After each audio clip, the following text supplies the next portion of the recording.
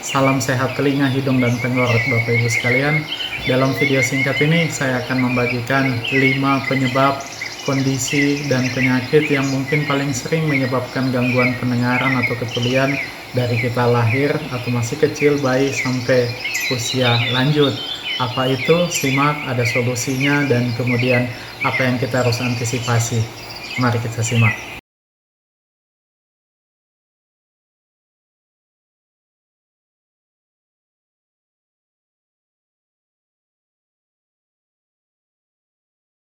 Bapak Ibu sekalian, kita sekarang masuk tentang gangguan pendengaran atau ketulian. Kita semua mempunyai indera pendengaran ya, salah satu dari 5 panca indera kita yang sangat kita butuhkan untuk berkomunikasi, untuk belajar, untuk berhubungan dengan orang lain atau menikmati alam ini.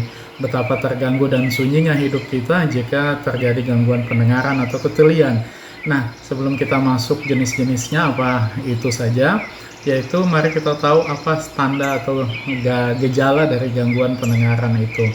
Pertama, pada orang dewasa ya, tentu kalau bicara yang ditanya lain tidak nyambung, yang dijawab lain, seperti itu. Kadang-kadang yang bersangkutan bisa meminta mengulang pertanyaan atau sesuatu diperjelas lagi. Hah? Ada apa? Ulang? Gitu. Atau kemudian kita lihat yang bersangkutan ini suaranya kok makin tinggi seperti itu, padahal kalau untuk normalnya kita bisa bicara dengan normal, jelas, tapi dia suaranya tinggi sekali karena dia mengkompensasi untuk dirinya bisa lebih jelas mendengar seperti itu. Atau menyetel musik atau TV kok kencang banget gitu supaya dia lebih jelas. Itu mungkin tanda-tanda sederhana orang yang mengalami gangguan pendengaran. Pada anak-anak gimana? Pada bayi biasanya kalau dikasih kaget, atau biasanya bayi kalau ada dengar suara kencang, ada bunyi pintu tertutup kan bisa kaget ya semestinya gitu, tapi ini tidak terjadi. Atau kalau sudah anak yang lebih dewasa diajak bicara, dipanggil juga tidak menoleh seperti itu, harus dekat baru kemudian menoleh atau disentuh. Dan akibatnya adalah umur hampir 2 tahun kok kemudian tidak banyak kata-kata yang bisa diulangi atau dikatakan seperti itu. Nah, itu harus kita antisipasi seperti itu.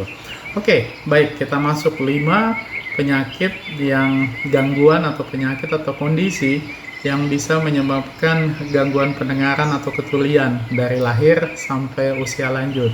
Yang pertama yaitu tuli kongenital atau tuli bawaan bagi bayi-bayi yang baru lahir.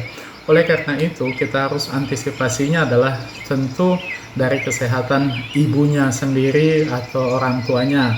Maka kemudian orang tua harus hidup sehat, terutama pada saat lagi hamil, bayi ada di kandungan. Yang pertama, hidup sehat, hindari obat-obatan kecuali yang diberikan oleh dokter, obat-obat alkohol, rokok, kemudian obat-obat terlarang tentunya. Dan jangan lupa vaksinasi yang dianjurkan sebelum pernikahan atau menjelang pernikahan pasti sudah disarankan kepada pasangan-pasangan. Salah satunya misalnya measles, mumps, rubella kan, karena bisa menyebabkan kalau terinfeksi itu gangguan pendengaran pada bayi yang baru lahir. Vaksinasi lainnya tentu pada saat pemeriksaan kehamilan itu disarankan oleh dokter atau bidannya. Dan setelah itu setiap bayi baru lahir kita kan tidak tahu bagaimana fungsi pendengaran, karena fungsi pendengaran kita nggak bisa lihat ya.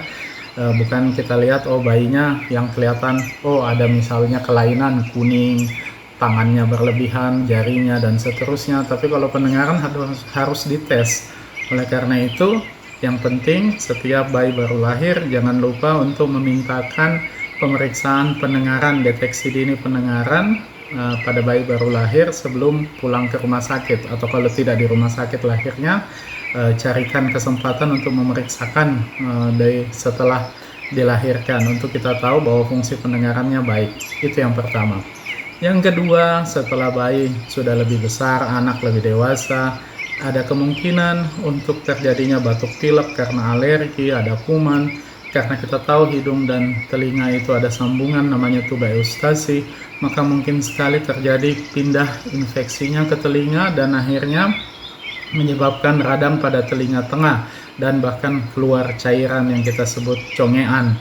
Nah, atau kopok atau toher atau apalah istilahnya ya. Jadi keluar cairan berarti gendangnya terjadi rusak atau terjadi perforasi, bolong kecil, dan kemudian keluar cairan. Itu kita tidak inginkan terjadi karena akan mengganggu pendengaran. Maka dari itu antisipasinya adalah kalau batuk pilek yang lama, anak-anak, bayi apalagi itu harus segera ditangani atau diobati seperti itu. Dan andai kalau sudah keluar cairan, maka pengobatan yang cepat dan tuntas harus dilakukan karena itu bisa mengganggu pendengaran dengan tidak bagus untuk komunikasinya. Yang ketiga, makin besar anak-anak, ya kita juga semua, maka kemudian di telinga kita bisa menumpuk kotoran kuping atau earwax ya. Jadi kotoran kuping itu semestinya jatuh sendiri, tetapi kalau kemudian pada orang-orang tertentu karena anatomi, karena konsistensi bisa kental, bisa keras, semi padat dan seterusnya, maka kemudian anatomi telinganya juga lebih sempit, maka kemudian kotoran itu akan menumpuk menutupi liang telinga, menghalangi suara yang masuk sehingga pendengaran jadi berkurang. Sedangkan pada usia anak-anak lagi membutuhkan pendengarannya untuk belajar, nanti dikira kurang pintar atau bodoh, padahal sebenarnya hanya karena kotoran yang menumpuk. Intinya yang pernah menumpuk kotorannya berarti mekanisme untuk jatuh atau jatuh sendiri, bersih sendiri itu tidak berjalan dengan baik. Maka yang perlu dilakukan adalah 6 bulan sekali tentu harus dibersihkan dengan rutin, dibantu oleh tenaga medis yang mengerti. Kadang-kadang kalau diri kita sendiri karena kita nggak melihat telinga kita bisa mendorong makin masuk ke dalam, atau kemudian karena kita tidak cakap untuk membersihkan, kita bisa melukai pada anak kita karena keterbatasan kompetensi untuk membersihkan maupun juga alat-alat. Jadi tentu harus rutin untuk dibersihkan. Baik, yang keempat, makin dewasa kita semua, bahkan sebenarnya dari anak kecil, bayi, bahkan dewasa, itu yang namanya gangguan pendengaran akibat bising. Di zaman modern saat ini, dari kecil anak-anak, bayi biasanya sudah diberikan mainan yang kencang sekali untuk menarik perhatian, mobil-mobilan yang mengeluarkan suara kencang. Makin besar dibawa ke tempat permainan yang ramai sekali di pusat-pusat perbelanjaan. Belum lagi kita sendiri menggunakan headset, kita menggunakan audio visual kita di mobil, di rumah yang sangat kencang, atau kemudian juga karena pekerjaan di tempat yang bising seperti itu semua memaparkan telinga kita, karena telinga kita itu tidak ada penutupnya ya. Jadi semestinya kita yang harus menghindari suara bising. Suara bising itu lama-kelamaan akan membuat gangguan pendengaran pada kita. Tentu tergantung dengan frekuensi, keterpaparan, dan kemudian lama yang dipakai bisingnya, dan kemudian sifat dari badan kita sendiri. Tapi kita kan tetap harus antisipasi itu, karena bising, gangguan pendengaran akibat bising itu preventif, bisa dicegah. Tapi kemudian susah untuk diperbaiki, seperti itu, tidak bisa diobati. Biasanya harus menggunakan alat bantu dengar dan seterusnya. Kita tidak mengharapkan itu, jadi dari awal kita harus antisipasi bising.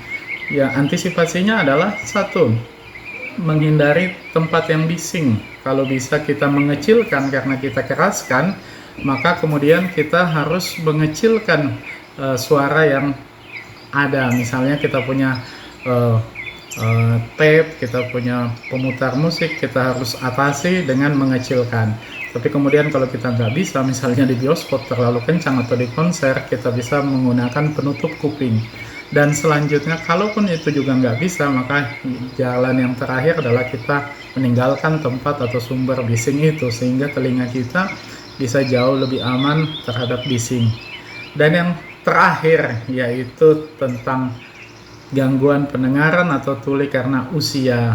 Nah, satu waktu di atas 60 dikatakan secara literatur atau penelitian bahwa kita bisa mengalami gangguan pendengaran. Sebenarnya gangguan pendengaran ini bersifat natural atau alami ya, karena dengan sendirinya tiap saat kita kan akan sel-sel kita akan semakin tua ya, tidak ada satu detik pun waktu yang tertahan, tetapi terus makin habis dalam usia kita di dunia ini. Maka kita bisa mengalami gangguan pendengaran, bisa berdenging telinganya, kemudian biasanya mendengar tapi kemudian tidak jelas apa yang dikatakan, apalagi bunyi yang mirip persis, karcis, seperti itu bisa tidak jelas karena frekuensi tinggi, dan itu tanda pada usia lanjut terjadi penurunan pendengaran yang disebut presbiakusis, dan tentunya harus dites dengan audiometri ya. Oleh karena itu sebenarnya antisipasinya adalah dari awal kehidupan kita tadi, makanya kita harus antisipasi karena telinga kita akan mengalami pemakaian yang terus-menerus yang harus dijaga. Misalnya hindari terpapar bising tadi, pola makan yang sehat, hidup yang sehat, olahraga teratur, bebas stres, tidak merokok, pelihara kesehatan telinga, jangan korek-korek, jangan masukin segala macam obat tetes yang kita tidak tahu dari mana dan tidak diresepkan oleh dokter. Dan kemudian kalau ada penyakit-penyakit tertentu, darah tinggi, hipertensi, harus terkontrol dengan baik, dan jangan minum atau makan obat sembarangan karena obat-obat tertentu ada yang bersifat racun bagi telinga bagian dalam yang disebut ototoksik. Jadi selalu dapatkan obat sesuai dengan petunjuk orang yang berkompeten, tentunya dari tenaga kesehatan atau dokter. Dan terakhir, senantiasa berpikir positif. Andai kalau sudah mengalami gangguan pendengaran karena usia, apa yang bisa dilakukan? Lakukanlah kalau memang memungkinkan dan memang bisa kita peroleh, yaitu menggunakan alat bantu dengar, sehingga kita bisa mendengar dengan lebih baik, berkomunikasi dengan lebih baik. Kadang-kadang kita agak malu, padahal sebenarnya itu mau untuk membantu kita. Justru jangan lebih tidak bisa berkomunikasi dengan orang lain kalau tidak menggunakan alat bantu. Silakan tanya dokternya, pasti akan memberikan saran dan pemilihan yang terbaik. Bapak Ibu, demikian 5 penyakit yang mungkin bisa kita share, kita antisipasi keadaan atau penyakit tersebut, sehingga kita bisa memperoleh pendengaran kita dari lahir sampai usia lanjut dengan begitu baiknya, sehingga hidup kita menjadi indah dan bisa berkesan dan bisa bermanfaat bagi sesama dan alam sekitarnya. Terima kasih, sehat selalu, salam sehat bagi Anda dan keluarga. Bye.